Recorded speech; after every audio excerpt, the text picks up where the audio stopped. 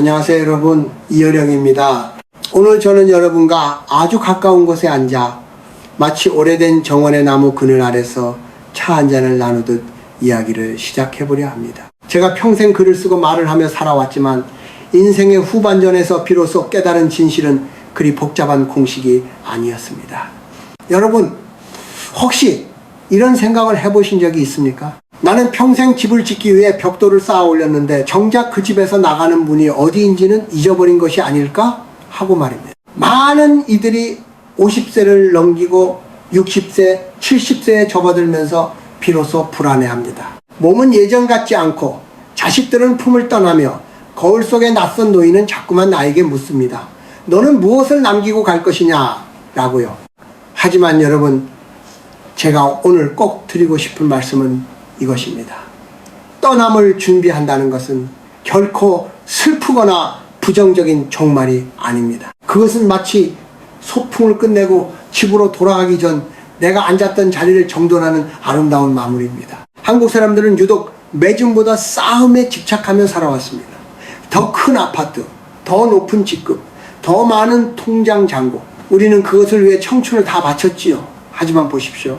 해가 지면 그림자는 길어지고 결국 모든 사물은 어둠 속으로 녹아듭니다. 우리가 그토록 움켜쥐었던 것들이 사실은 내 손바닥의 온기조차 지키지 못한다는 것을 깨닫는 순간 비로소 진짜 인생의 공부가 시작되는 법입니다.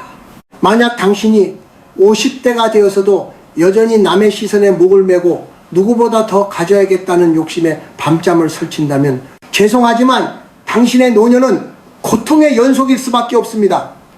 왜일까요? 그것은 마치 가득 찬 가방을 메고 가파른 고개를 넘으려는 나그네와 같기 때문입니다. 고개 너머에 무엇이 있는지 보기도 전에 어깨를 짓누르는 무게 때문에 땅바닥만 보며 걷게 되는 것이지요. 저는 죽음을 죽음이라 부르지 않고 생명이 돌아가는 것이라 부르고 싶습니다. 우리는 모두 우주라는 커다란 생명의 바다에서 잠시 빌려온 물방울들입니다. 햇살 아래 잠시 반짝이다가 다시 바다로 녹아드는 것이지요. 그런데 그 짧은 반짝임의 순간에 왜 우리는 서로를 시기하고 미워하고 상처를 주며 그 귀한 시간을 허비합니까? 지금 여러분의 가슴 속에 맺힌 응어리가 있습니까? 아니면 내가 이만큼 고생했는데 아무도 몰라준다는 서운함이 있으신가요? 그 마음을 이해합니다.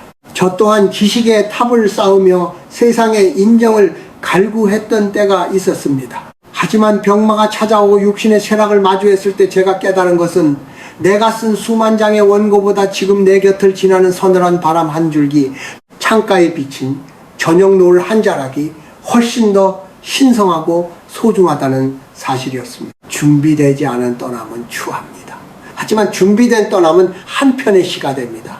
이 준비라는 것은 거창한 유언장을 쓰는 것이 아닙니다. 내 마음의 방에 쌓인 먼지를 털어내고 무거워진 영혼의 무게를 줄여가는 과정입니다. 아, 참 잘 놀다 간다 라고 웃으며 말할 수 있는 사람, 그런 사람이 진정으로 성공한 인생입니다. 여러분, 오늘부터 저와 함께 세 가지를 배워보시겠습니까?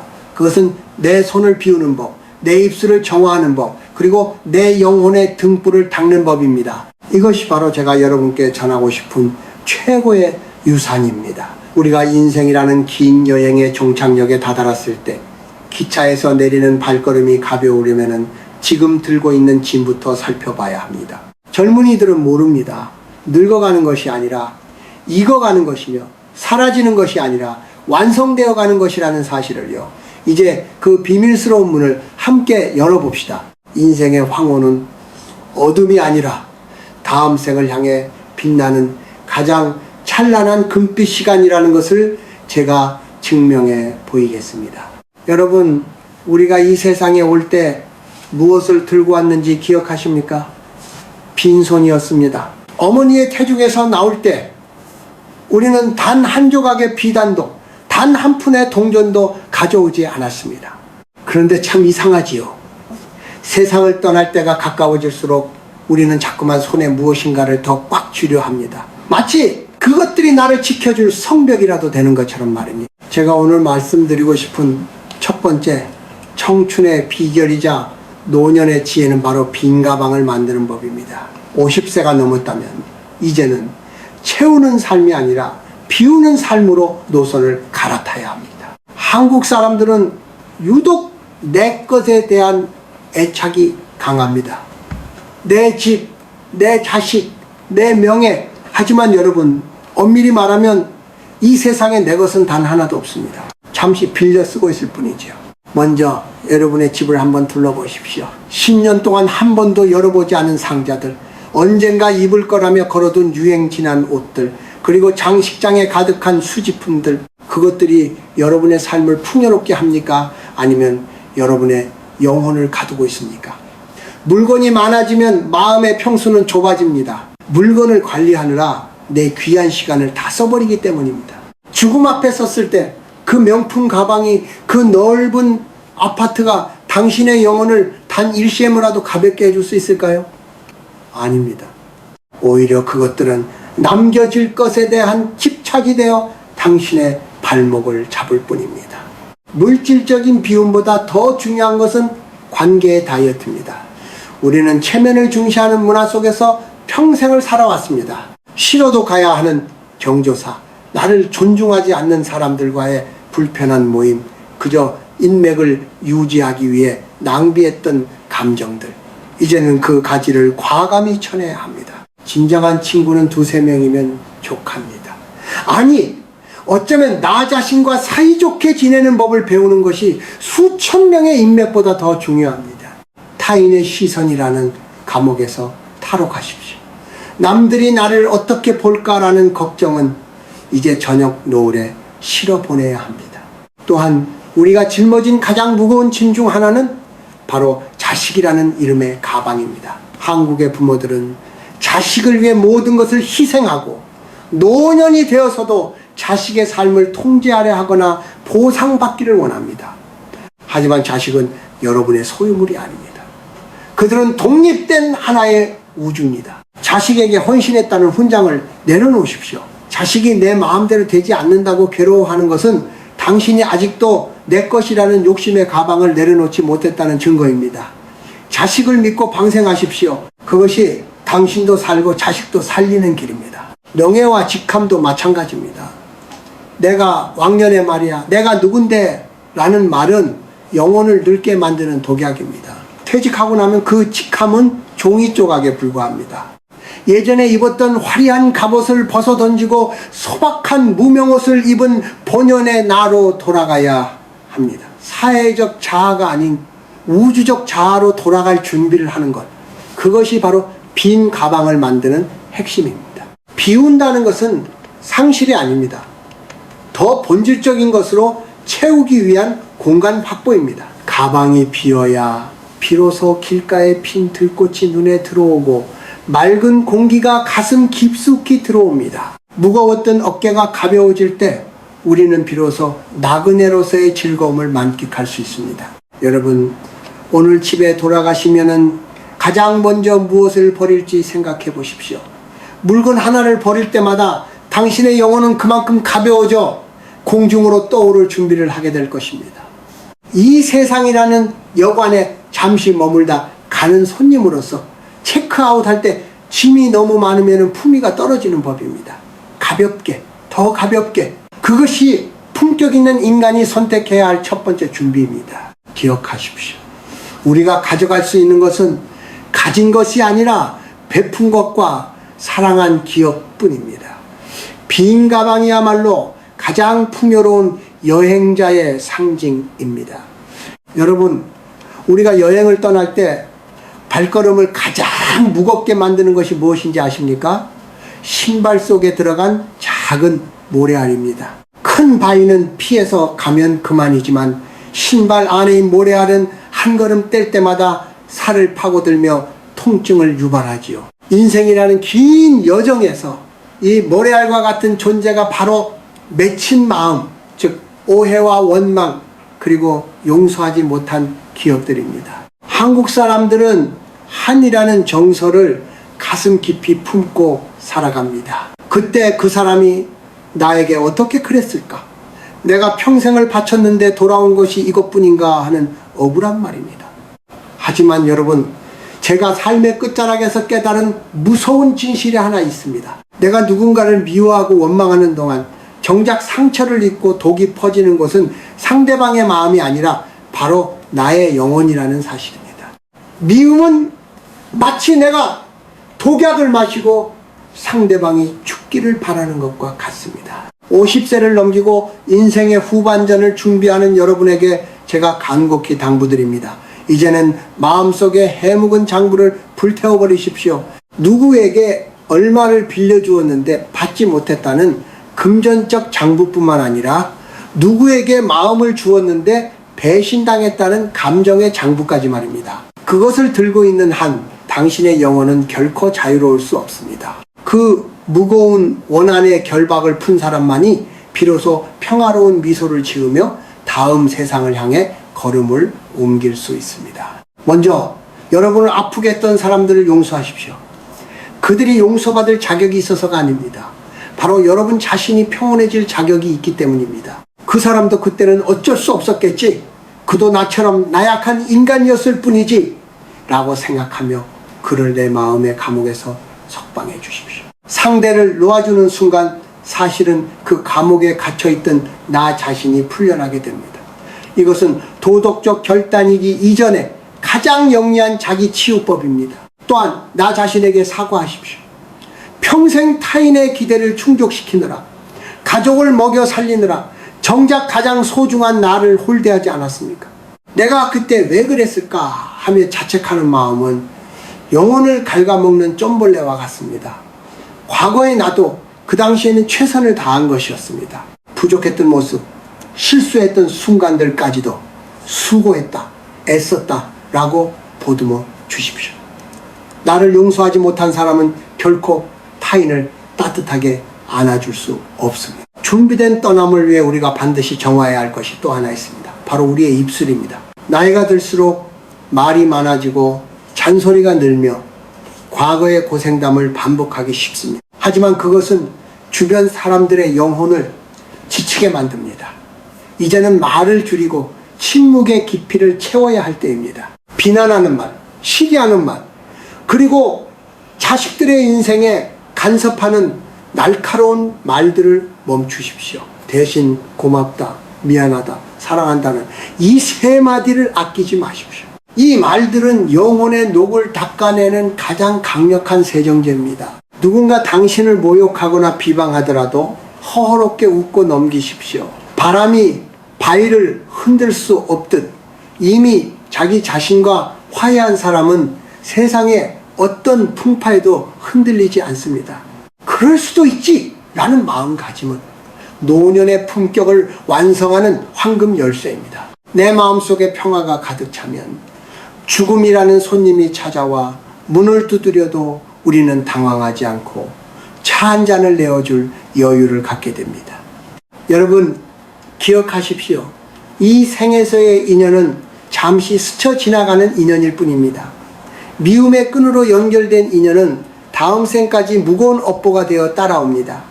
오늘 밤 잠자리에 들기 전 조용히 눈을 감고 마음속으로 읊조려 보십시오. 모두를 용서합니다. 그리고 나를 용서합니다. 이제 내 마음은 고요한 호수와 같습니다. 원한이라는 무거운 돛을 올린 배만이 저 넓은 영혼의 바다로 순항할 수 있습니다. 여러분의 마음속에 남아있는 마지막 매듭 하나까지도 오늘 이 시간부로 부드럽게 풀리기를 간절히 바랍니다. 그것이 바로 우리가 여행자로서 갖추어야 할 가장 아름다운 예입니다. 여러분, 이제 우리는 물건을 비우고 마음의 원망을 씻어냈습니다. 이제는 가장 깊은 곳, 바로 우리의 영혼을 마주할 시간입니다. 우리가 흔히 늙음을 두려워하는 이유는 그것이 고독과 죽음이라는 어두운 터널로 이어진다고 믿기 때문입니다. 하지만 제가 평생 서재에서 책과 씨름하며 또 마지막 병상에서 느낀 진실은 전혀 달랐습니다. 고독은 저주가 아니라 우리 영혼이 비로소 신성과 만날 수 있는 거룩한 시간입니다. 인생의 후반전에 들어선 여러분, 혹시 혼자 있는 시간이 두려워 자꾸만 텔레비전을 켜거나 의미 없는 모임에 나가고 있지는 않습니까? 정막이 찾아올 때 느껴지는 그 서늘한 기운을 피하려 하지 마십시오. 그 정막이야말로 여러분의 영혼이 보내는 초대장입니다. 젊었을 때는 밖을 내다보느라 창문을 닦았지만 이제는 안을 들여다보기 위해 거울을 닦아야 할 때입니다. 준비된 여행자는 밤길을 두려워하지 않습니다. 왜냐하면 자기 안에 등불 하나를 켜두었기 때문입니다. 그 등불은 바로 자기 성찰과 생의 수용입니다. 한국 사회는 늘 시끌벅적하고 함께 어울리는 것을 미덕으로 여겨왔습니다. 하지만 떠날 때는 누구나 혼자입니다. 이 장엄한 단독자의 길을 연습하지 않은 사람은 마지막 순간에 큰 공포에 휩싸이게 됩니다.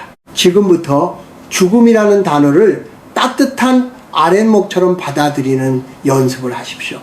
죽음은 삶의 반대말이 아닙니다. 그것은 삶의 완성입니다. 사과나무가 꽃을 피우고 열매를 맺어 마침내 땅으로 떨어지는 것이 실패입니까? 아닙니다. 그것은 생명의 모든 에너지를 쏟아붓고 다시 흙으로 돌아가 다음 생을 기약하는 완성의 몸짓입니다. 우리의 삶도 이와 같습니다. 주름진 얼굴과 하얗게 센 머리칼은 추함의 흔적이 아니라 이 세상에서 치열하게 살아낸 훈장이자 아름다운 노을빛입니다. 이 시기에 우리가 가져야 할 가장 중요한 태도는 제로제로의 마음입니다.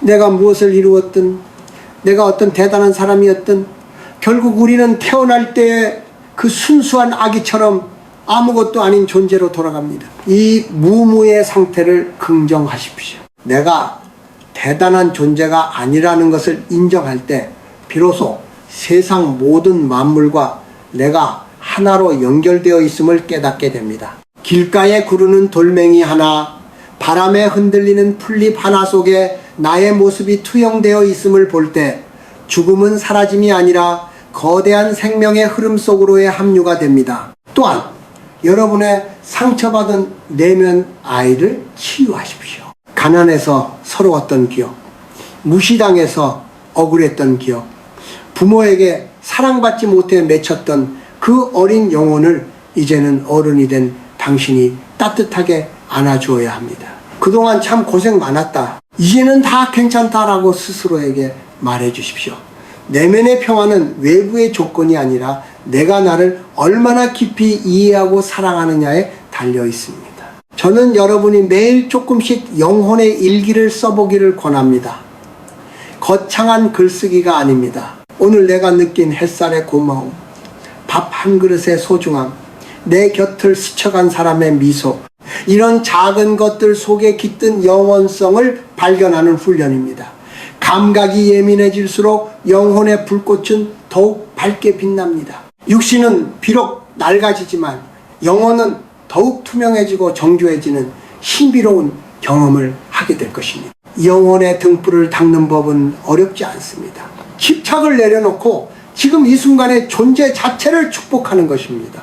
나는 살아있다, 나는 존재한다, 그것으로 충분하다는 믿음입니다. 이 믿음이 확고한 사람은 어둠 속에서도 길을 잃지 않습니다. 오히려 그 어둠이 자신을 감싸 안는 포근한 어머니의 품처럼 느껴질 것입니다. 여러분, 인생이라는 드라마의 마지막 장을 넘기기 전 가장 아름다운 문장을 써내려가십시오. 그것은 화려한 수식어가 아니라 가장 소박하고 진실한 나의 고백이어야 합니다. 등불을 밝히십시오. 그 빛이 당신의 남은 길을 환히 비추고 다음 세상으로 가는 문턱을 부드럽게 밝혀줄 것입니다. 고독을 벗삼아 당신의 내면으로 깊이 침잠할 때 비로소 당신은 죽음을 넘어서는 진정한 자유를 맛보게 될 것입니다. 이제 우리의 대화도 마지막 장에 다다랐습니다. 집을 비우고 마음을 씻고 영혼의 등불을 밝힌 여러분께 필요한 마지막 준비물은 바로 미소입니다. 한국인들은 죽음을 돌아간다고 표현합니다. 본래의 따뜻한 근원으로 회귀하는 것이니 이는 상식이 아니라 안식으로의 복귀입니다. 인생의 마지막 페이지에 참 좋았다라는 한 구절을 남기십시오. 돈이나 명예는 지나가는 구름일 뿐입니다. 중요한 것은 내가 이 푸른 별 위에서 살아있음을 만끽했다는 사실입니다. 자식들에게 남길 가장 큰 유산은 재산이 아니라 죽음 앞에서도 당당하고 평온했던 여러분의 뒷모습입니다. 보아라, 삶은 이토록 아름답고 마무리는 이처럼 자연스러운 것이란다 라는 가르침을 몸소 보여주십시오. 매일 아침 오늘이 마지막이라면 무엇을 할까 라고 자문해 보십시오. 그러면 미움은 가여움으로 바뀌고 무심했던 일상은 눈물겨운 축복으로 다가올 것입니다. 비운 가방은 가볍고 용서한 마음은 고요하며 닦아놓은 영혼은 투명합니다. 이 세 가지를 갖춘 당신에게 죽음은 두려운 사자가 아니라 고단한 여행을 마친 당신을 마중 나온 친절한 안내자가 될 것입니다. 우리는 모두 잠시 이 세상의 소풍 온 아이들입니다. 해가 지고 어머니가 부르는 소리가 들릴 때 친구들과 웃으며 작별하고 가벼운 발걸음으로 언덕을 넘어가는 그 아이처럼 떠나십시오. 고마웠다, 사랑했다, 이 고백을 품고 황혼 속으로 걸어 들어가십시오. 그 너머에는 우리가 보지 못한 더 찬란한 아침이 기다리고 있을 것입니다. 당신의 여정은 참으로 아름다웠습니다. 안녕히 가십시오.